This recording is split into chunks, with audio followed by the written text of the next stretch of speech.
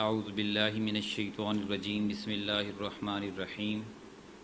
یا ایہا الذین آمنوا اتقوا اللہ حق تقاتہ ولا تموتن الا وانتم مسلمون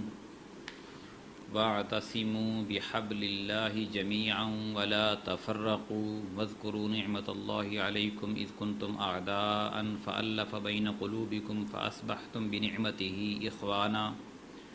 وکنتم علی شفا حفرۃ من النار فانقذکم منها کذالک یبین اللہ لکم آیاتہ لعلکم تہتدون صدق اللہ العظیم۔ سامعین کرام، سورہ آل عمران کی آیت نمبر 102 اور 103 آپ کے سامنے تلاوت کی ہے۔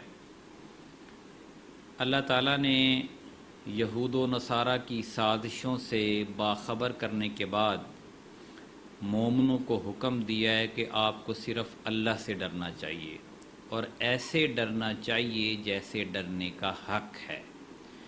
یعنی انسان کسی بھی دوسری چیز سے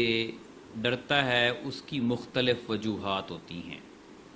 نمبر 1 وجہ تو یہ ہوتی ہے کہ وہ چیز اس کو مار نہ دے، موت نہ دے دے۔ نمبر 2 یہ ہوتی ہے کہ اس کا رزق نہ بند کر دے، اس کی رزق روٹی تنگ نہ کر دے یا بالکل بند نہ کر دے۔ یعنی کوئی نفع اور نقصان اگر ایک انسان کسی دوسرے کو اس کا اختیار سمجھنا شروع کر دیتا ہے، مالک سمجھنا شروع کر دیتا ہے، تو پھر وہ اس سے ڈرنا شروع کر دیتا ہے۔ اللہ تعالیٰ یہ فرماتے ہیں کہ جو مومنین ہیں، جن کا ایمان اللہ کے اوپر ہے، ان کو صرف اللہ سے ڈرنا چاہیے، کیونکہ نفع اور نقصان کا مالک اللہ تعالیٰ ہے۔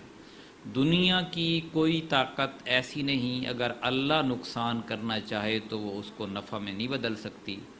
اسی طرح دنیا کی کوئی طاقت ایسی بھی نہیں کہ اگر اللہ تعالیٰ نفع دینا چاہے تو وہ اس کو نقصان میں نہیں بدل سکتی۔ دوسری بات جو ان آیات میں کی گئی ہے وہ یہ کہ آپس میں گروہوں میں تقسیم نہیں ہونا، آپ نے فرقہ واریت نہیں کرنی، مختلف گروپنگ نہیں کرنی، چھوٹی چھوٹی باتوں سے علیحدہ علیحدہ مسجد نہیں بنانی،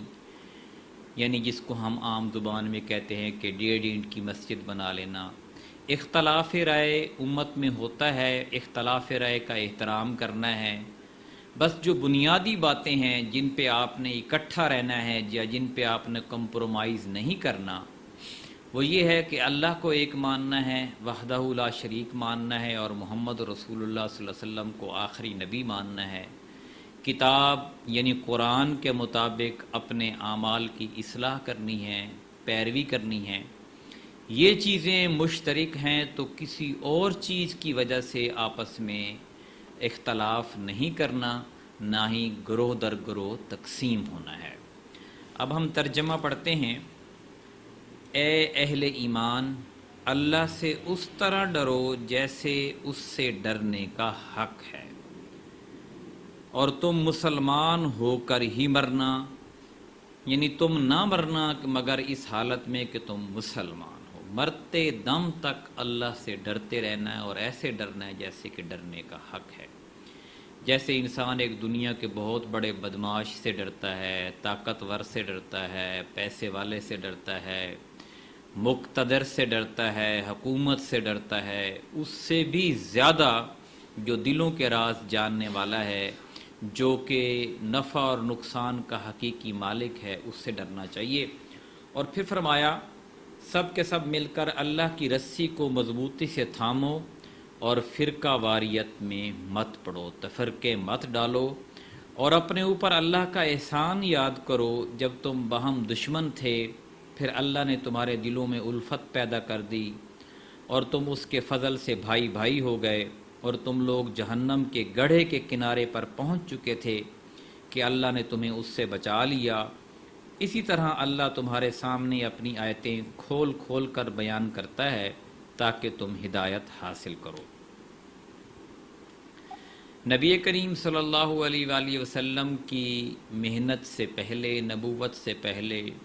عرب کے اندر جو قبیلوں کی دشمنیاں تھیں وہ عروج پر تھیں، چھوٹی چھوٹی بات پر ایک قبیلہ دوسرے قبیلے میں قتل و غارت کرتا تھا، چھوٹی چھوٹی بات پر جھگڑے لڑائیاں اور ایک دوسرے کو صفحہ ہستی سے مٹانے کی کوششیں ہوتی تھیں، لیکن نبی کریم صلی اللہ علیہ وآلہ وسلم نے سب کو ایک ہی مقصد میں پرو دیا، اور جو قبائلی عصبیتیں تھیں، جو ذات اور برادری کی نام پر بڑے بڑے نعرے لگائے جاتے تھے، جو آبا و اجداد کے بڑے بڑے نام بنائے جاتے تھے کہ اس کا بڑا حسب و نسب ہے، یا یہ بڑے خاندان سے ہے، یہ بڑی دولت والا ہے، یا اس کا خاندان بڑا معتبر ہے، ساری چیزیں مٹا کر صرف ایک ہی رشتے پہ پرو دیا کہ جو بھی لا الہ الا اللہ محمد رسول اللہ پڑھ لیتا ہے وہ بھائی بن جاتا ہے، چاہے وہ جس مرضی نسل سے تعلق رکھتا ہو، فرقے سے تعلق رکھتا ہو، جگہ سے تعلق رکھتا ہو، زبان اس کی جیسی ہو، رنگ اس کا جیسا ہو، جو بھی حسب اور نسب اس کا ہو، جب اس نے کلمہ پڑھ لیا تو سارے لوگ ایک ہی جیسی قدر و منزلت اللہ کے نزدیک بھی رکھتے ہیں اور اللہ کے رسول صلی اللہ علیہ وسلم کے نزدیک بھی۔